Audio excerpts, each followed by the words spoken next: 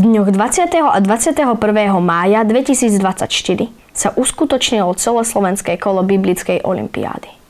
Súťažiace týmy sa stretli na spišskej kapitule. Prvý deň súťaže sa súťažiaci zúčastnili komentovanej prehliadky katedrály svätého Martina a diecézneho múzea. Dokonca sa vláčikom odviezli na Spišský hrad. Druhý deň bol venovaný samostatnej olympiáde. V aule Jána Pavla II. Si súťažiace týmy nadobudnuté vedomosti otestovali v 6 súťažiacich kolách. Víťaz môže byť len jeden a ním sa v školskom roku 2023 a 2024 stala základná škola Andreja Kmeťa v Leviciach.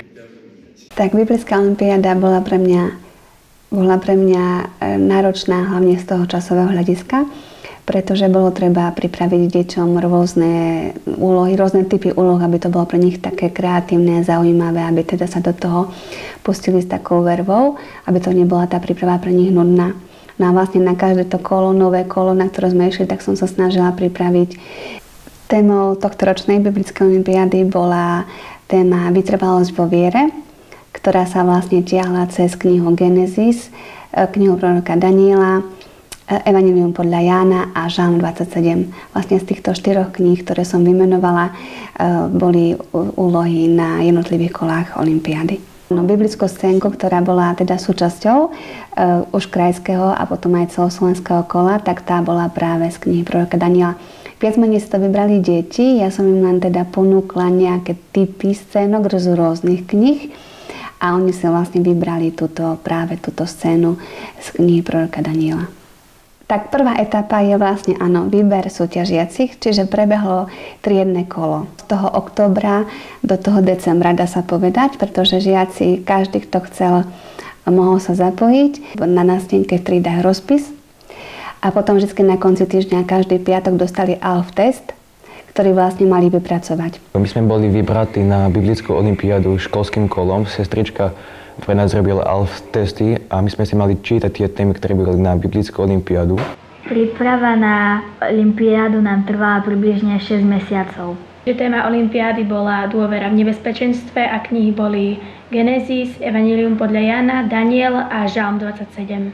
Najväčšie problémy nám robili najmä o obrázky, na ktoré sme mali uhádnuť, čo sa na tom danom obrázku nachádza, aký výjav zo Svätého písma. A na druhé miesto by som tak zaradil asi tú prácu s textom.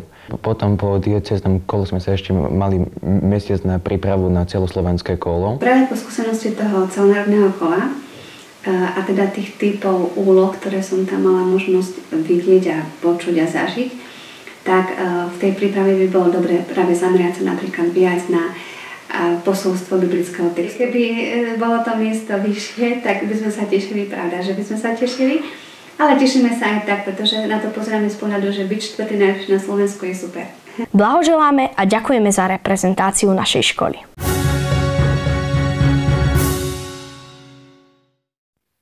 Ako sa cítiš, priateľ môj, ako náčelník nad satrapami kráľovstva? Dobre sa pýtaš. Veru, ako náčelník sa cítim. Ale poviem ti pravdu, nie som veľmi spokojný s našim tretím spolunáčelníkom.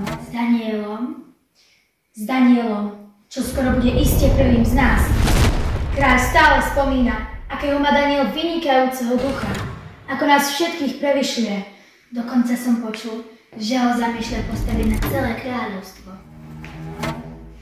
Šalom, nech vás na novom úrade žehná nám Boh.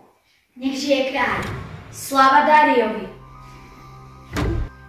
Mali by sme nájsť niečo, čím ho pred kráľom znemožníme.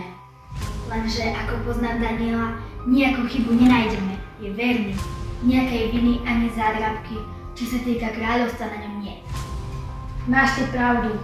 Určite i teraz vzýva svojho Boha, aby mu pomáhal. To je ono, si ty ale chlapík.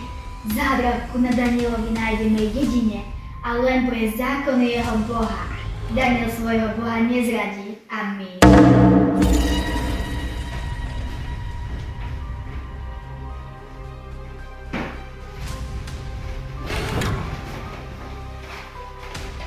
Celkom ľahko sme presvedčili kráľa Dária, aby vydal prísny príkaz, že každý, kto by za 30 dní prosil niečo, niekoho iného okrem kráľa, musí byť vydaný hladným levom.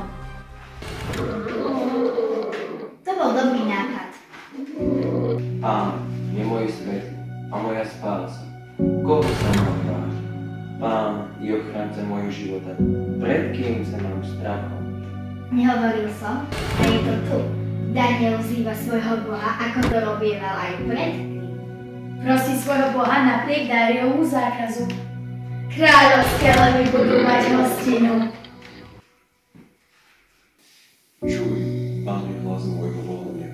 Povstali proti mne krivní svedkovia. Ty si moja pomoc, Bože. Neodvrhni ma. Verím, že uvidím Tvoje dobrodenie a že Ty, Bože, moja spása, ma mysle poníži s tlami, lebo verím Ti, Bože.